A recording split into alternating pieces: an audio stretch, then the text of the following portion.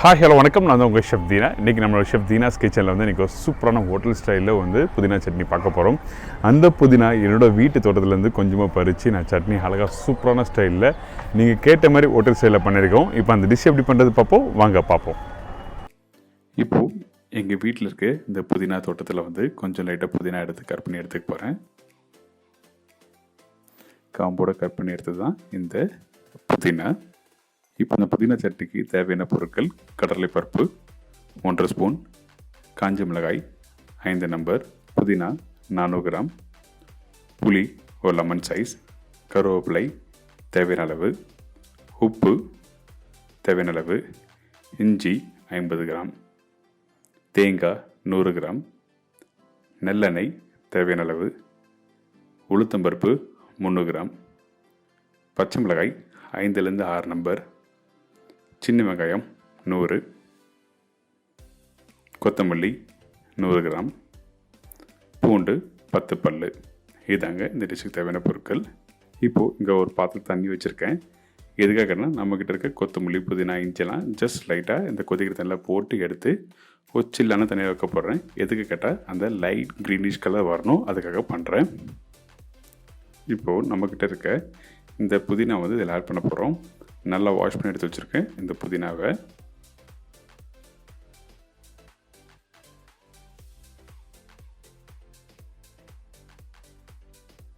கொத்தமல்லி,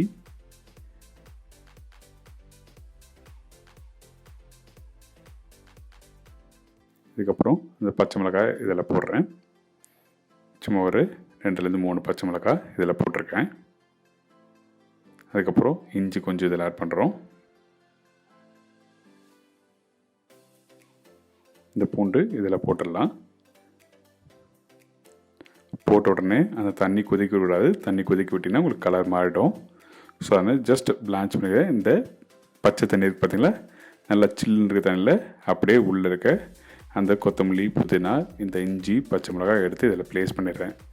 பண்ணும்போதுனா உங்களுக்கு வந்து பிளான்ச் பண்ணி, அதாவது பேஸ்ட் அரைக்கும் போது கடலைப்பருப்பு உளுத்தம்பருப்பு போட்டு அரைக்கும் போது உங்களுக்கு கலர் மாறாது, லைட் க்ரீனிஷ் கலர் வரும். இதே நீங்கள் குக் பண்ணும்போது நீங்கள் டேரெக்டாக சாத்தே பண்ணுவோம், ஒன்று இது நீங்கள் டார்க் க்ரீன் கலர் வரும், அப்படி இல்லைன்னா இந்த மாதிரி லைட் கலர் வராது. ஸோ அதனால தான் நான் பிளான்ச் பண்ணி ஐஸ் வாட்டரில் போட்டிருக்கேன். இப்போ இங்கே ஒரு பேன் வச்சுருக்கேன். இப்போ அந்த பேனில் வந்து தாளிக்கிறதுக்கு அந்த எண்ணெயை ஆட் பண்ணுறேன். கொஞ்சம் நல்லெண்ணெய்,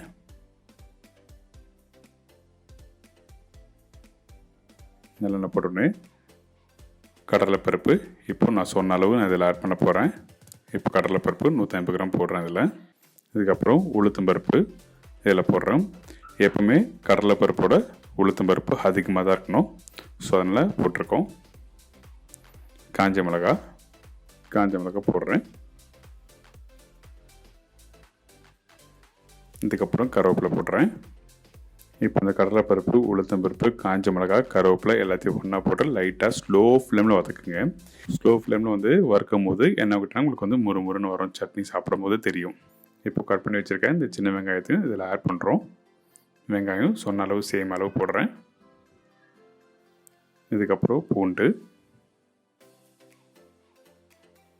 இஞ்சி, இந்த இஞ்சி நல்லா வாஷ் பண்ணிட்டு இதில் ஆட் பண்ணியிருக்கேன். பச்சை மிளகாய் காரத்துக்கு ஏற்ற மாதிரி போடுங்க. சில சின்ன பச்சை மிளகா இருந்தாலும் காரமாக இருக்கும். ஸோ அதனால் நீங்கள் வீட்டில் பச்சை மிளகா போடும்போது ஒன்று செக் பண்ணிவிட்டு போடுங்க. இது எல்லாமே போட்ட பிறகு நம்ம லைட்டாக வதக்குறோம். இந்த மாதிரி நல்லா சோத்தே பண்ணி ஸ்லோவாக பண்ணுவாங்க. சில பேர் என்ன பண்ணுவாங்க, கடலைப்பருப்பு உளுத்தம் பருப்பும் தனியாக வதக்கி தனியாக எடுத்து வச்சுருவாங்க வீட்டில். நீங்கள் எப்படி வேணால் பண்ணலாம். அதுக்கப்புறம் புளி, லெமன் சைஸில் புளி சொன்னோம் பார்த்தீங்களா, அந்த புளி, கொட்டை எடுத்த புளியை வந்து ஊற வைக்காமல் இதில் டைரெக்டாக போட்டு நம்ம சோத்தே பண்ணணும்.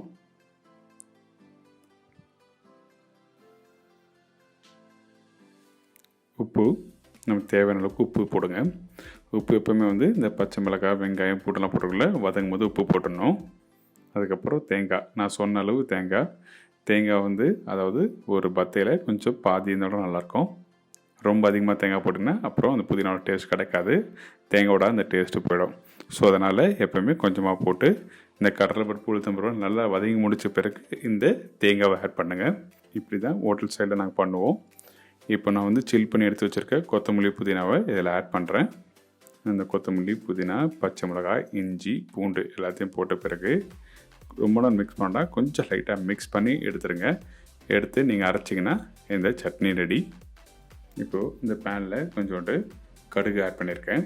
இந்த எண்ணெய் சூடானே கடுகு போடுங்க. கடுகு போட்ட பிறகு காஞ்ச மிளகாய் கருவேப்பிலை ஆட் பண்ண போகிறோம். கடுகு பொரிஞ்சு வர டைமில் தான் நல்லாயிருக்கும். ஸோ அதனால் இப்போ கடுகு போட்டாச்சு, காஞ்ச மிளகாய் போடுறோம். இதுக்கப்புறம் கருவேப்பிலை அப்படி லைட்டாக நல்லா பொரிஞ்சு வர டைமில் கொஞ்சம் உளுந்தும் போட்டுருங்க. போட்டு நல்லா பொரிஞ்சு வரதில் இப்போ அரைச்சி வச்சுருக்க சட்னியில் இந்த தாளிப்பு இதில் ஆட் பண்ணுறேன். பார்த்தீங்களா, நான் சொன்ன மாதிரி லைட் க்ரீனிஷ் கலரில் சூப்பராக இருக்கும். இன்றைக்கி ஹோட்டல் ஸ்டைலில் உங்களுக்கு சூப்பரான அந்த புதினா சட்னி சொல்லி கொடுத்துருக்கேன். கண்டிப்பாக வீட்டில் ட்ரை பண்ணி பாருங்கள். அந்த ரேஷியோ ரொம்ப ரொம்ப இம்பார்ட்டன்ட்.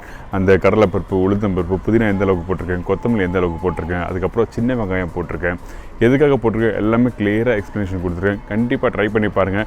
இந்த மாதிரி ட்ரை பண்ணும்போது இந்த சட்னி வந்து தேங்காய் போடுறதுனால வந்து கண்டிப்பாக வந்து ஒரு நாள் தான் வச்சு சாப்பிட முடியும். ஒரு நாள்னால் காலையில் நீங்கள் செஞ்சிங்கன்னா ஈவினிங் ஃப்ரிட்ஜில் சொல்லிட்டு சாப்பிட்லாம். ஆனால் தேங்காய் போடாமல் பண்ணிங்கன்னா நல்லா வதக்கிட்டு பேஸ்ட் அரைச்ச பிறகு திருப்பி வந்து தாளிப்பு போட்டு ஆயிலை போட்டு நல்லா குக் பண்ணி நீங்கள் வச்சு சர்வ் பண்ணிங்கன்னா ஒரு 3 to 4 days வச்சு சாப்பிட்லாம்.